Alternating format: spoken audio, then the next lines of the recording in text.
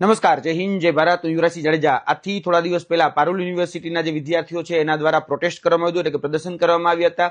કેમ કે એમને ભોજનમાં મળતી જે ગુણવત્તા હોય કે અથવા તો કહી શકાય આરોગ્યના પ્રશ્ન હોય કે પ્રાથમિક સુવિધાઓના જે પ્રશ્ન હોય તેનું આઉટરેજ એ 15 ઓગસ્ટના દિવસે ત્યાં એમને જે કહી શકાય કે સ્થળ હતું એ સ્થળ ઉપર આંદોલન કરી અને પોતાની જે પીડા, પોતાની જે વેદના હતી એ વ્યક્ત કરી હતી. અને એના જે વિડીયો હતા સોશિયલ મીડિયા પર વાયરલ થયેલા, એ વિડીયો અમે પણ સોશિયલ મીડિયા પર મૂકેલા. ત્યારબાદ અમારી જે ટીમ છે, હું હોય, શુભમભાઈ ઠાકર હોય, વિજેન્દ્રસિંહ મકવાણા હોય, એ ની 2 દિવસ પછી એટલે કે સ્થળની મુલાકાત પણ કરી હતી. વિદ્યાર્થીઓને હોસ્ટેલમાં જઈને મળ્યા પણ હતા, વિદ્યાર્થીઓને યુનિવર્સિટીમાં મુલાકાત પણ કરી હતી.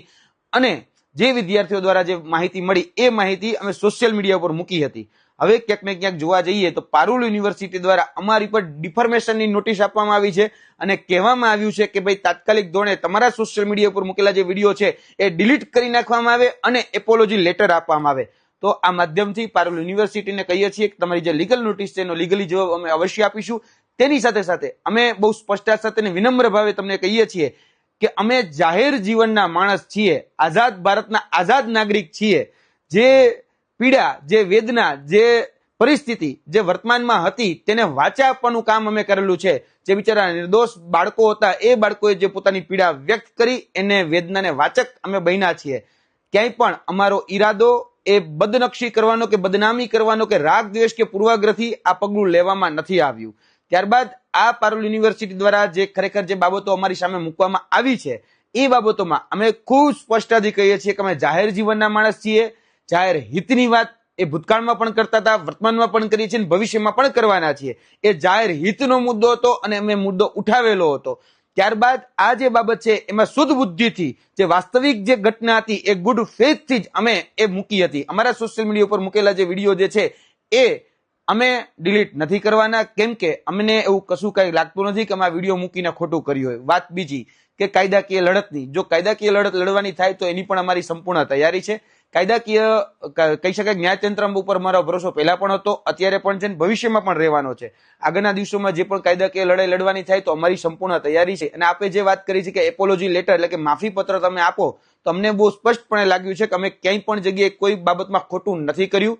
જો ખોટું કર્યું હોત તો બહુ વિનમ્ર ભાવે કહે છે અમે તમારા જેટલા મોટા જાયન્ટ નથી, અમે ખૂબ નાના માણસ છીએ. જો ખોટું કર્યું હોત તમે 100% માફી માગી લેત, વિનમ્ર ભાવે માફી માગી, સાક્ષી ભાવે માફી માગી લેત.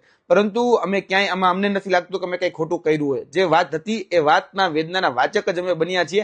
એટલે વિડીયો ડિલીટ નહીં થાય, ન કહી શકાય કે ભાઈ જે માફી પત્ર લખવાની જે વાત આવી છે, અમને એવું નથી લાગતું કે આમાં માફી પત્ર કોઈ લખવું જોઈએ. કારણ કે આઝાદી આ બંધારણના આર્ટિકલ 19 દ્વારા જેમને મળી છે વાણી સ્વતંત્રતાની, એનો જ અમે ઉપયોગ કર્યો છે. આ બંધારણની દ્રષ્ટિએ અમે કશું કઈ ખોટું નથી કર્યું. આઝાદ ભારતના આઝાદ નાગરિક છીએ, જાહેર જીવનના વ્યક્તિ છીએ અને આગળના દિવસોની અંદર જે પણ લડાઈઓ લડવાની છે એની સંપૂર્ણ તૈયારી સાથે અમે વાત મૂકીએ છીએ. વાતમાં જોવા જઈએ તો અમારી પાસે જે વિદ્યાર્થીઓ આવ્યા છે, એટલે કે એક્સ વિદ્યાર્થી હોય, એક્સ ફેકલ્ટી હોય, એક્સ સ્ટાફ હોય, એને આવીને જયારે અમને વાત આપવીતી કીધી છે તો એ પણ અમારા ધ્યાનમાં જ છે. આગળના દિવસોની અંદર એની ઉપર પણ અમે એક્શન આપવાના છીએ. એટલે બહુ સ્પષ્ટતા સાથે કહી દઈએ છીએ કે જે પણ વિદ્યાર્થીઓને ક્યાંય પણ ખોટું થયું લાગતું હોય, ભૂતકાળના હોય, વર્તમાનના હોય, જે પણ સ્ટાફને કંઈ ખોટું થયેલું લાગતું હોય, ભૂતકાળનો સ્ટાફ હોય કે વર્તમાનનો સ્ટાફ હોય, જે પણ જ્યાં લોકો છે, એક્સ ફેકલ્ટી હોય, એને પણ જો એવું લાગતું હોય કે અમારી સાથે ક્યાંક હેરાન પરેશાન કે કનડગત ઊભી કરવામાં આવી છે પારુલ યુનિવર્સિટી દ્વારા, તો એ અમને માહિતી આપી શકે છે. 90 99 40 97 23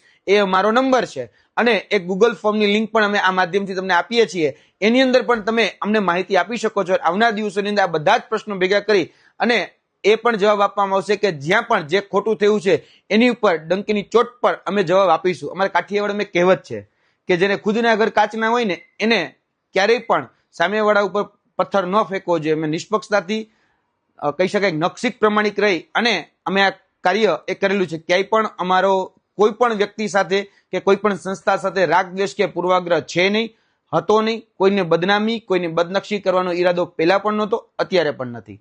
જય હિન્દ, જય ભારત.